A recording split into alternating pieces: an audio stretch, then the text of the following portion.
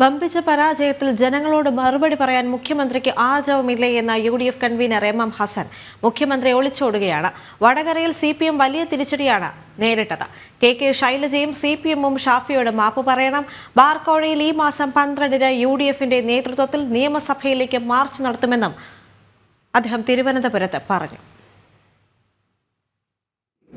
ജനാധിപത്യമല്ലേ ഇത്രയും വലിയൊരു പരാജയം ഉണ്ടാവുമോ?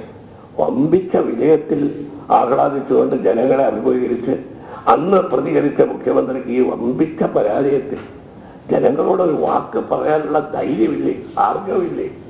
എന്തിനാ 2 ദിവസമായിട്ട് അദ്ദേഹം ഒരു പത്രക്കുറിപ്പ് മാത്രം വയ്ക്കുന്നത്? അപ്പോൾ ജനാധിപത്യത്തിൽ ജനങ്ങളെ മാനിക്കണം, ജനവിധിയെ മാനിക്കണം.